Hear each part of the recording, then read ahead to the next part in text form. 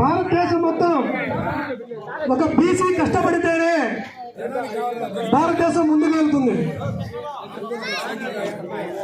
బట్ట శుభ్రం చేయాలన్నా ఒక బీసీ కావాలి, జుట్టు శుభ్రం చేయాలన్నా ఒక బీసీ కావాలి, పొలం దున్నాలన్న బీసీ కావాలి, గుడి తలుపులు తెరవాలన్న బీసీ కావాలి, బళ్ళో చదువులు చెప్పాలన్న బీసీ కావాలి.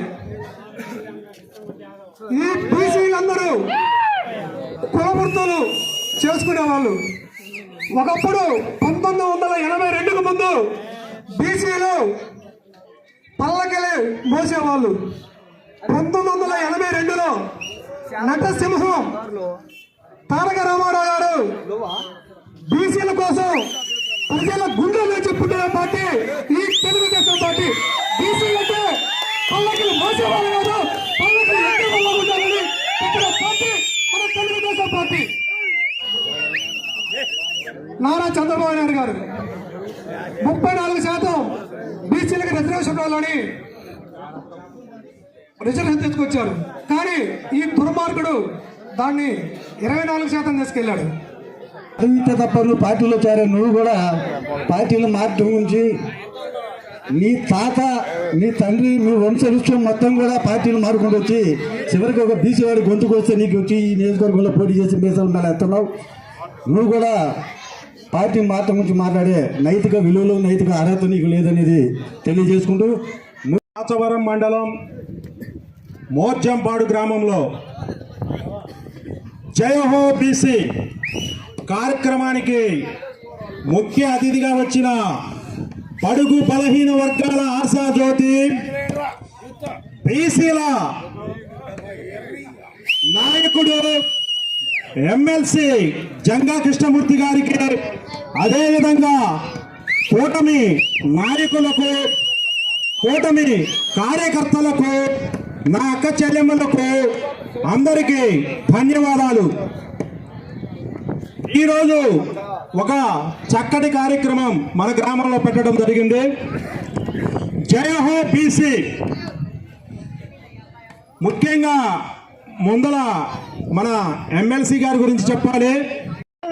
జంగా కృష్ణమూర్తి గారు పోతే మాకు 10 ఓట్లు కూడా బావు, 20 ఓట్లు కూడా బాగుంటున్నారు. ఈ రోజు కనిపిస్తుందా ఈ వణికేందో? జంగా కృష్ణమూర్తి గారు ధైర్యం, జంగా కృష్ణమూర్తి గారు అంటే ఒక బలం. గురజాలకి జంగా కృష్ణమూర్తి గారు తమ్మేందో చూపిస్తాం. ఈ రోజు కొంతమంది యదవులు ఆయన గురించి ఆయన ద్వారా లబ్ధి పొందిన యదవులు మాట్లాడుతున్నారు సెంటర్ లో. ఒరే యదవులారా గుర్తుపెట్టుకోండి, మీ ఇంటికి మా ఇల్లు ఎత్తున్నారు, మా ఇంటికి మీ ఇల్లు కూడా ఎత్తున్నారు. మాకు పార్టీ లేరుంది, మాకు తప్పుంది, మీకు మాకు లేదండి. ఒక మోర్చంపాడు గ్రామంలోనే ఉండే మీకే ఇన్ని తెలివితేటలుంటే 4 రాష్ట్రాల్లో తిరిగి జాబ్ చేసిన వాళ్ళు మాకు ఎన్ని తెలివితేటలు ఉన్నాయి? జంగా కృష్ణమూర్తి గారి గురించి చెబుతున్నా, ఎవరైనా అసభ్యకరంగా మాట్లాడినా, అసభ్యకర పోస్టులు పెట్టినా ఒక్కొక్క నా కొడుకు తాట తెస్తామని మర్యాదగా చెబుతున్నాం. బీసీలకు ఇదేమి కర్మరా, ఎంబీసీలకు ఇదేమి కర్మరా, ఒడ్డెళ్లకు ఇదేమి కర్మరా, యాదవ కురుమలకు ఇదేమి కర్మరా, మనపై దాడులేందిరా, అభివృద్ధి జాడలేని పాలనేందిరా, జగను పాలనేందిరా, అభివృద్ధి జాడలేని పాలనేందిరా, సైకో పాలనేందిరా. 2019లో బీసీలకి అన్యాయం చేసిన వ్యక్తి జగన్మోహన్ రెడ్డి. పదవులు మాత్రమే చేతుల్లో పెట్టి అధికారాన్ని తన రెడ్డి చేతులకు తీసుకున్న వ్యక్తి జగన్మోహన్ రెడ్డి. మరొకసారి బీసీలు మోసపోకూడదు, బీసీలకి న్యాయం చేయాలి అనే ఉద్దేశంతో ఒక వ్యక్తి ముందుకొచ్చాడు. అర్జునుడు లాంటి రూపం, అభిమన్యుడు లాంటి గుణం,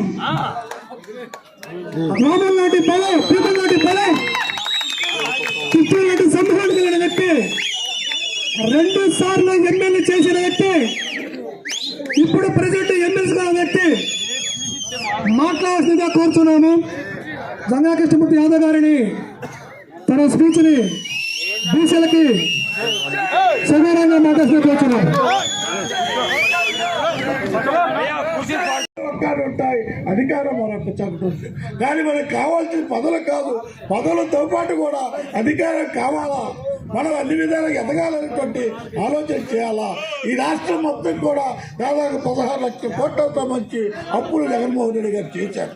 అంతేకాకుండా కూడా ఈ రాష్ట్రంలో ఇసుకకు సంబంధించి కానివ్వండి, ఈ రాష్ట్రంలో గంజాకు సంబంధించి కానివ్వండి, ఈ రాష్ట్రంలో అనేక విధాలుగా దోపిడీకి గురైనటువంటి ప్రభుత్వాన్ని తప్పనిసరిగా మనం గద్దె దించాల్సిన అవసరం ఉంది.